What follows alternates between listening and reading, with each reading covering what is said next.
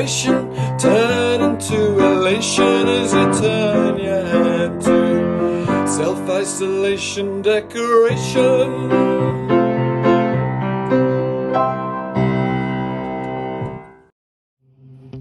Hi there, Phil here from Paint the Town Green, giving you some useful ideas of little decorating jobs you can do around the house while you're stuck inside. So this is our bathroom. It's full of all sorts of cracks and imperfections that have been bothering me for ages. If you come and do a bit of a close up here, you see we've got cracks all around here and up in the corner here. Lots of different techniques needed here that I'm going to take you through. First of all, we're going to sort out these ones here on the flat surface of the wall. First thing we need to do with these cracks before we start filling them is we rake them out. Best thing to use is a screwdriver or something similar. This is to get rid of anything loose or flaking. So we get our screwdriver into the crack and just drag it down. These little bits and pieces that are coming away. Does two things. Gets rid of these little chips, and it also gives us a slightly deeper trough that our filler can actually get into. If we were to just start filling on this now, just skim over the surface and the crack would open up again pretty quickly. So we call this raking out. Do the same thing all the way down here, up here. So we've got a nice clean edge that we can then fill to, and everything is solid and nothing is loose. Now I'm going to show you a little bit later on two different ways of filling. One is for the flat surfaces like this, and the other is for the corners like this. Same problem we've got here with the window meets the wall. We're going to rake it out. Okay, we're all raked out and we're ready to fill. Okay, mixing filler. It's a very important part of any making good you do. It doesn't really matter what brand, you can get Tetrian, Polyfiller, Tupre. I'm pretty sure this one is Tupre we've got here. It's a little unbranded bag. I'm just going to do a little bit here for demonstration purposes, but the basic principle applies whether you're just doing a tiny little bit or a whole load. So some people prefer to mix it in a bucket. Can you see the bucket? And some people on a flat board. I'm going to do this on a little flat board here. You can use, what's quite good is a lid of a paint tin. You've got a 10-litre tub of emulsion or something, a nice flat surface. But basically, make a little hole in the middle like that. A little bit of water in the middle there. And then we mix it in.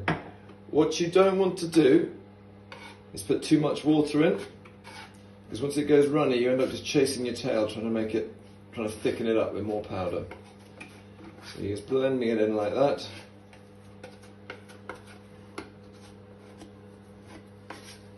And there we have it, just a little bit of filler. Just get the powdery bits on the edge. It's generally a good idea to do it in small bits rather than do one massive lump, because you only get about 5-10 minutes to play with it maximum before it starts to go off and it becomes unusable. Obviously the more runny you make it, the longer it lasts, but if it's too runny, it tends to sag and you've got to do a second fill anyway. Okay, so there we have it. It's a good size, like a sort of half a golf ball worth, or a golf ball, depending how big your cracks are. So we go back over to our cracks that we raked out a little earlier. So I'm going to concentrate on the areas that are on the flat bit of wall. So you take a little bit on your knife like this, and just butter it on along the crack. And force it in, so it goes right in there. Now, what you don't want to do is make it completely flat. So you don't want to take the whole thing off, because that may look very neat and lovely, but you almost certainly need to do a second fill afterwards because it shrinks a little bit. So what you want to do is just get it so it's just about a millimetre thick. You forced it into that crack that you raked out, and you got about a millimetre or so proud. So there we are, coming along there. Down here. Okay, that's most of it done. I'm going to mix up a little bit more and finish off here. You don't need to see all that. And then what we'll do is we'll let it dry. And once it's dried, it takes anything between an hour and 2 or 3 hours, depending on how deep the cracks are. Once it's dried, we'll come back to it and I'll show you what to do next. So now that this is all dry, it's all white, we can sand it down.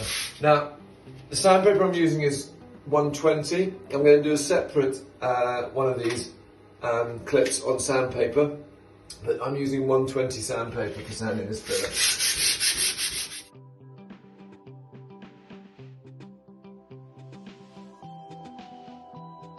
Okay, and that's all done.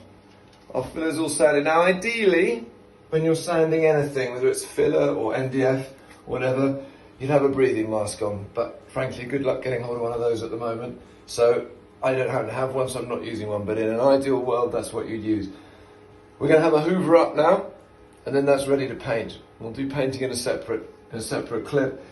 But one thing to note, in case you don't see that, is you always need at least 2 coats of paint on top of filler. So what we would do as decorators is what they call spot prime all the filler. So you go around all the bits where you put filler with a brush and put your first coat of paint on those, and then do a complete coat of paint over everything. So the filler's always got 2 coats on. But that is how you polyfill a wall. Do you want to have a look? All the cracks have gone.